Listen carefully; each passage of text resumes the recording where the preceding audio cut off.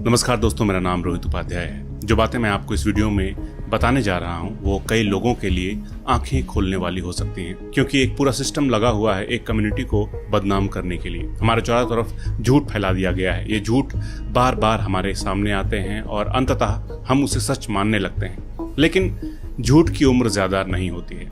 National family health survey के आंकड़े सामने आए हैं जो हमारे देश के मुस्लिमों के खिलाफ फैलाए जा रहे कई सारे झूठ को पूरी तरह गलत साबित करते हैं। इससे पहले की वीडियो में आगे बढ़ें, आप सभी लोगों का शुक्रिया अदा करना चाहता हूं जिन्होंने मेरे YouTube चैनल को इतना प्यार दिया। अब सिर्फ 4,500 सब्सक्राइबर्स और रह गए हैं 1 लाख होने में। तो अगर अभी तक आपने सब्सक्राइब नहीं किया है तो प्लीज़ YouTube पर जाकर मेरा नाम सर्च करें रोहित उपाध्याय और ये चैनल सब्सक्राइब कर लें। आपका एक सब्सक्राइब मेरे लिए बहुत इंपॉर्टेंट है, क्योंकि मैं चाहता हूं कि ऐसे लोग जुड़ें जो मुद्दे पर बात करें, स्टोरीज का सुझाव दें, त्योहारों में घर पर बुलाएं, ताकि नेता मंत्री के रटे रटाए भाषण नहीं, आम लोगों की बात सुन सकूं, उनसे जुड़ सकूं, आम लोगों की बातों को, समस्याओं को दुनिया के सामने रख सकूं। इसी तरह का जर्नलिज्म मुझे पसंद है, यही करने की ख्वाहिश है। तो इस वीडियो में बात करने वाले हैं हम मुस्लिमों के बारे में फैलाए जाने वाले 5 झूठ के बारे में। नंबर 1, क्या मुस्लिम बहुत ज्यादा बच्चे पैदा करते हैं? एक दिन मुस्लिमों की आबादी हिंदुओं से ज्यादा हो जाएगी, हिंदू खतरे में हैं।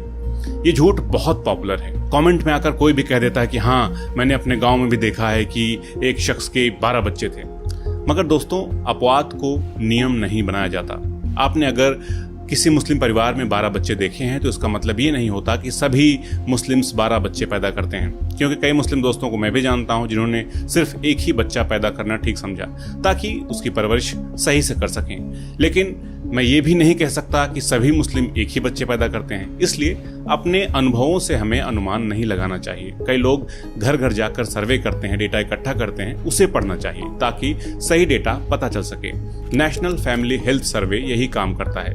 2019 से 21 के आंकड़े बताते हैं कि मुस्लिम्स की फर्टिलिटी रेट यानी कि प्रजनन दर, यानी कि कौन कितने बच्चे पैदा कर रहा है, उसमें तेजी से गिरावट आई है। मुस्लिम ही नहीं, हिंदुओं की भी प्रजनन दर में कमी आई है जो घटकर 1.9 के आसपास हो गई है, और मुस्लिमों में भी प्रजनन दर घटकर 2.3 पर आ गई है। अब फर्टिलिटी गैप 0.4% के आसपास रह गया। मतलब हिंदुओं से मुस्लिम्स की प्रजनन दर अभी 0.4% ही ज्यादा है, और अगर यही ट्रेंड बना रहा तो 20 साल में ये अंतर भी खत्म हो जाएगा। मतलब हिंदू की आबादी कोई किसी खतरे में नहीं है। कॉमन सेंस की बात है कि बेहतर लाइफस्टाइल की चाहत में सभी कम बच्चे पैदा करना चाहते हैं, इसलिए अगर अभी तक दिमाग में भर रखा हो कि मुस्लिम से ज्यादा बच्चे पैदा करते हैं तो प्लीज उसे निकाल दीजिए।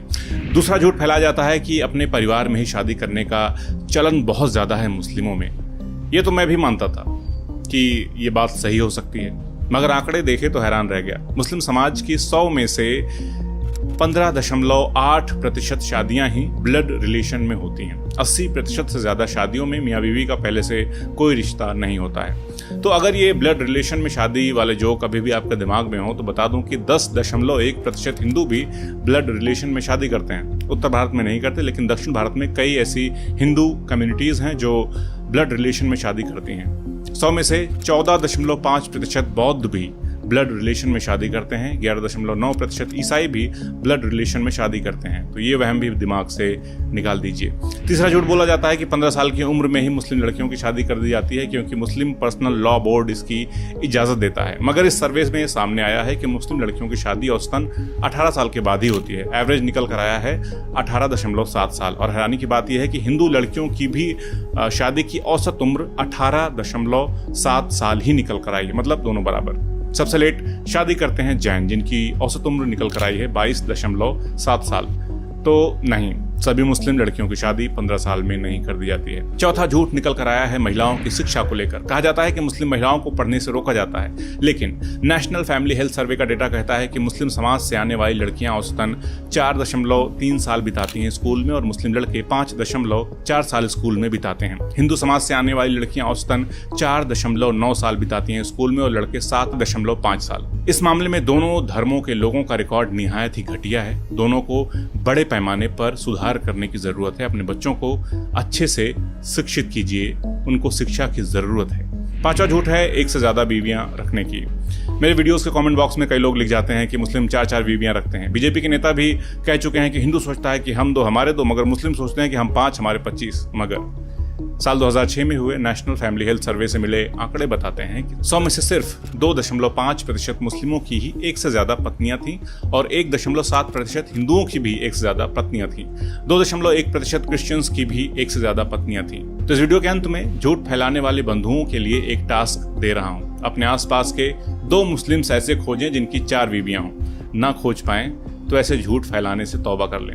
अब सवाल यह है कि ऐसे झूठ फैलाए क्यों जाते हैं? तो सीधी सी बात है कि एक धर्म के लोगों को अपने धर्म से कमतर बताने की कोशिश होती है। झूठ फैलाकर नफरत भरी जाती है ताकि दोनों धर्मों के लोगों के बीच दूरियां बढ़ें और फिर यही नेता जो संख्या में ज्यादा हो और उसकी भावनाएं भड़काकर उसके पक्ष में हो जाएं, आसानी से चुनाव जीत जाएं। क्योंकि सभी को पता है कि बेरोजगारी, महंगाई, शिक्षा, स्वास्थ्य पर तो कोई इन्हें वोट देगा नहीं, तो बस हिंदू मुस्लिमों को लड़ाओ।